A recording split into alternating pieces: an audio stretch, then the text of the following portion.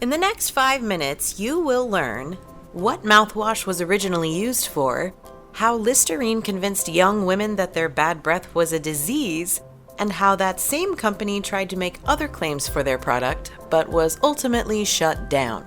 So, what's your morning routine like? Perhaps you have kids to attend to? Or maybe you enjoy going for a run before getting some coffee. Whatever you do, you probably take time in the morning to brush your teeth. A lot of people even rinse with mouthwash. Why mouthwash? Well, we've been told that it's good for keeping your mouth healthy, and that cool minty fresh feeling you get after swishing and spitting your Listerine gives you a sense of reassurance that you're not going to gross everyone out with your stank breath. I'm guessing, however, that you might feel a little less reassured if you found out that you're swishing your mouth with something that was once sold as a floor cleaner. Considering how synonymous Listerine is with oral hygiene these days, it might be a little hard to imagine it being used for anything else. But believe it or not, Listerine was originally marketed as an all-purpose antiseptic, with advertised uses ranging from cleaning floors to curing certain sexually transmitted diseases. The original formula for Listerine was created by Dr. Joseph Lawrence in 1879 and named after Joseph Lister, the pioneer of modern antiseptic surgery. It was initially sold as a general germicide and cleansing agent and also sold to dentists after it was found to be an effective sanitizer for oral wounds. By 1914, it was popular enough to become the first over-the-counter mouthwash sold in the United States. Despite this success, the brand's owners, Lambert Pharmaceutical Company, felt they could boost sales even further. That's when Jordan Lambert and his son Gerard came up with a brilliant and aggressive new marketing plan.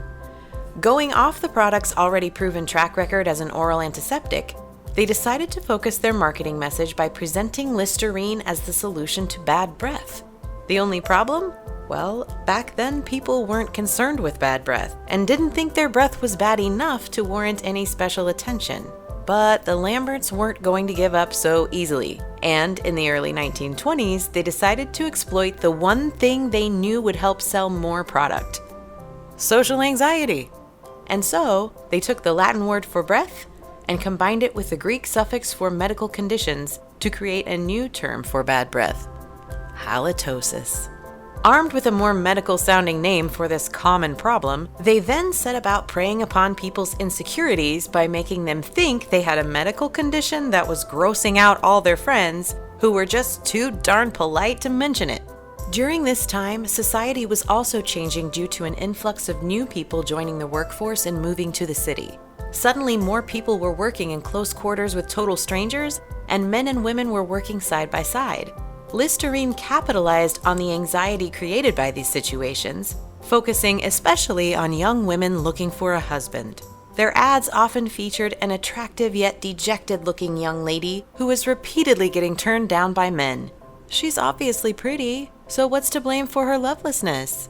The silent and all too common affliction of halitosis.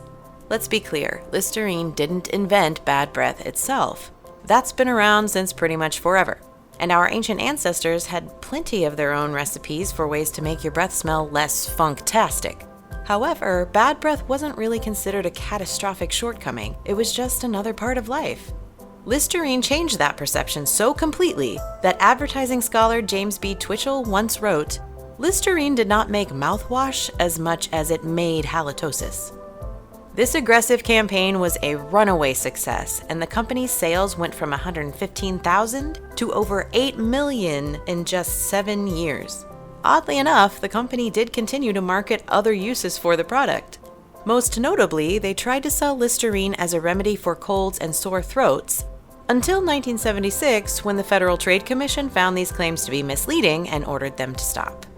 Now, we aren't saying that using mouthwash doesn't help with bad breath.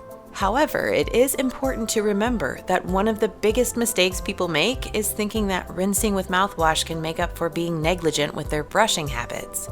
Furthermore, the alcohol content in most commercial mouthwashes can potentially dry out your mouth, which could actually make bad breath worse, which might urge you to use more Listerine, which would make your mouth drier, which might urge you to...